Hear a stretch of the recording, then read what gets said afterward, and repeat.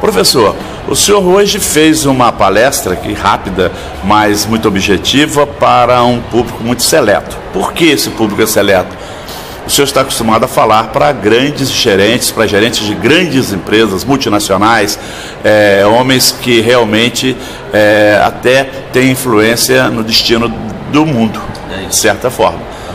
Mas hoje o senhor falou para adolescentes. O que fez o senhor vir a Três Rios a falar para adolescentes? A gente sabe perfeitamente que o seu horário é um horário caro, difícil, né, e tem que ser programado. Mas de repente o senhor traz para os alunos do Colégio Rui Barbosa uma palestra curtíssima, mas muito objetiva, e o que se percebeu foi a participação desses jovens, o interesse deles em ouvi-lo. Como é que funciona? Nós estamos aqui para servir na nossa capacidade máxima, na nossa plenitude. Nós vivemos num planeta que nos serve, nos dá ar, nos dá água, né? E nós somos micro-organismos vivendo nesse planeta. Então, para mim, vir aqui falar para esses adolescentes é um prazer muito grande. Eu não estou fazendo mais nada do que seja a minha obrigação enquanto ser humano que habita esse planeta Terra. Precisamos cuidar para que o planeta nos cuide. Então eu venho aqui tentando dar norte ou no mínimo criar condição para que esses alunos façam reflexão sobre a vida deles. E não basta simplesmente arrumar um emprego.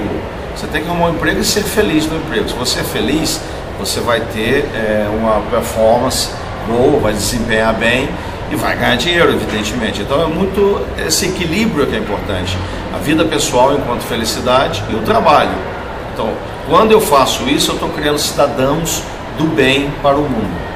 Agora, professor, com relação, por exemplo, ao jovem, hoje é muito comum o jovem, ao sair de uma faculdade, ele achar que ele está formado, que aquilo ali é o fim do aprendizado. Muito pelo contrário, o início. Mas esse jovem, por exemplo, ele pensa muito em valores. Aí ele esquece disso e deixa de fazer, às vezes, um bom estágio. O que o senhor aconselha? Eu aconselho, antes de mais nada, se puder estudar e trabalhar ao mesmo tempo, nem esperar o momento de estágio, mas trabalhe. Eu chamo isso de cicatrizes e calos corporativos. Você precisa adquirir isso para ir em frente. Se você somente estudar, eu peguei meu canudo, agora vou arrumar um emprego, é muito difícil. O mundo corporativo quer alguém que se pareça com ele. Então, eu quero alguém que trabalhe, eu quero alguém que tenha desempenho de alto nível. Então, desde o começo, o jovem tem que aprender isso. Eu preciso trabalhar. Eu falo até, vai estagiar de graça, se for o caso. E nada substitui essa experiência. Por quê? Volto a dizer, o mundo acadêmico é colaborativo. O mundo corporativo é competitivo. Quando eu saio do mundo acadêmico, eu entro no mundo que eu vou competir, para eu crescer. Então, é isso que o jovem tem que entender. Entre os grandes países que o senhor teve a oportunidade de palestrar, qual deles tem assim um perfil mais parecido com o Brasil, dentro desse atraso que é uma realidade nossa em termos de conhecimento, em termos de democracia, em termos de política e de, vamos dizer assim, de honestidade no poder, na coisa pública? Olha, eu já palestrei na Rússia. Eu sou o primeiro profissional de recursos humanos a palestrar na Rússia.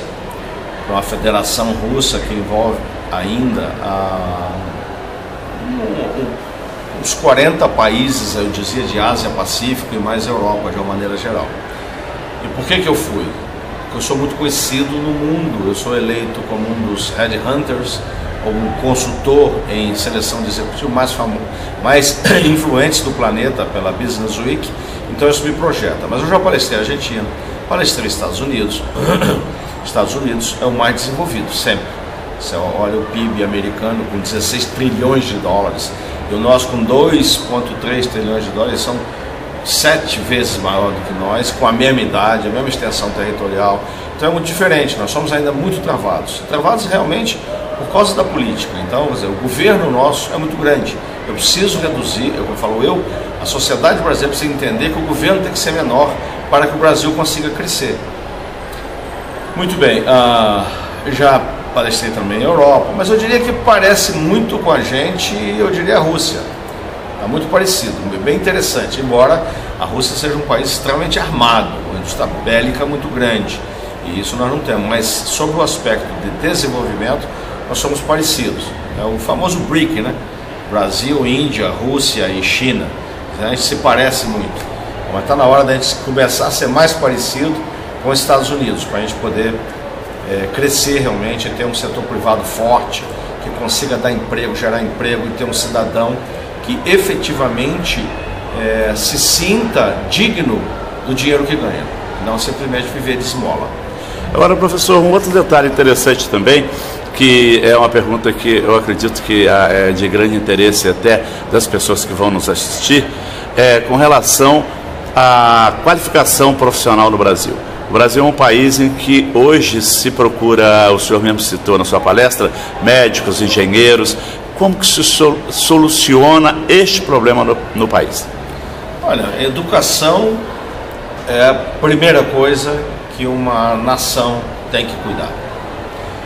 Não necessariamente o governo tenha que ter as universidades, mas ele tem que incentivar o setor privado a que tenha grandes universidades, que forme grandes alunos. Por exemplo, as universidades americanas são totalmente privadas, vamos chamar assim, para a gente entender do que nós estamos falando. Então não tem governo por trás, o governo entra e sai.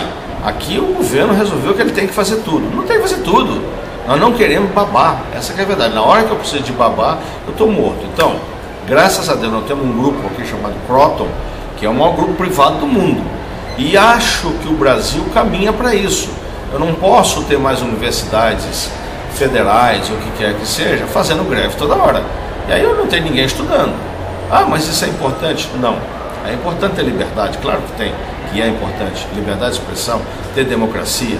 Agora, deixe que haja competição natural, que a competição leva ao melhor estágio de desenvolvimento. E isso começa com a educação. Então, na hora que você tiver universidades competindo, quem melhor educa vai ficar mais famosa. Quem é mais famosa ganha mais dinheiro, uma coisa puxa a outra. Então, nessa hora nós vamos ter a mão de obra necessária para o Brasil. Que não quer dizer, veja, volto a dizer, que uma vez você tenha um diploma, você tenha se transformado num talento. Você vai precisar aprender dentro do mundo corporativo, vou dizer, da empresa, do setor privado. A empresa vai te ensinar, te recebe um diamante bruto e vai te refinar. E ela tem condição de fazer isso quanto menos imposto pagar, que aí sobra dinheiro para ela investir em mão de obra. Então é nessa hora que o Brasil vai para frente, quando o mundo acadêmico e o mundo corporativo estiverem trabalhando coesos, transformando o capital humano brasileiro no melhor do mundo. É assim que se faz. Professor, grandes economistas da economia mundial comentam que o Brasil chega a ser um país com capitalismo muito mais selvagem do que se fala do capitalismo americano. É uma realidade? Vamos lá, o problema todo é que nós ainda temos um grande número de empresas brasileiras, tipicamente brasileiras, que impera ainda a atitude do manda quem pode, obedece quem tem juízo. Isso não acontece nos Estados Unidos. A empresa é democrática. Por exemplo, um brasileiro sai daqui e é presidente de uma empresa americana. Não existe. A empresa americana, multinacional, é apátrida. A gente fala que é americana, mas não importa. Eu posso ser francês e ser presidente da IBM. Eu posso ser brasileiro e ser presidente do Bank Boston. E assim vai. Então, ou seja, é o talento que dá resultado para a organização que sobe. Então, nessa hora, eu estou falando de empresas que estão presentes em 100 países. Empresa que tem uma receita maior que o PIB de muitos países. As 50 maiores empresas do mundo, cada uma delas tem uma receita maior que 70% do PIB dos países. Se você pegar as 10 maiores, tem uma receita junto às 10 maior que o Brasil, que é a 7ª economia do mundo, maior que o PIB brasileiro. Então, o que nós estamos querendo dizer? Estamos querendo dizer que tem um mundo que é um mundo de mercado, de setor privado, e que o governo tem que estar atento para isso, estimular que as suas empresas do seu país, que aqui estejam, girem a economia.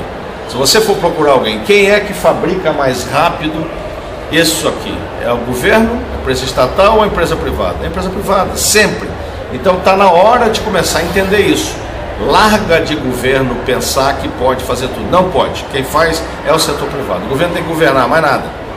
Agora, professor, só para finalizar, eu gostaria que você fizesse um panorama vamos dizer assim, da atualidade brasileira em termos políticos e qual seria, vamos dizer assim, se isso aí tem uma boa perspectiva Nós temos aí uma eleição que acontece agora essa semana e temos os 3 candidatos na ponta. Agora, será que isso é o resultado que o Brasil merece? O que eu digo é o seguinte: qualquer que seja a pessoa que vai ser eleita, ela tem que se integrar com o resto do mundo. Você começa a ver um movimento, quando a gente fala da zona do euro na Europa, isso na verdade é o que? É fusão de países.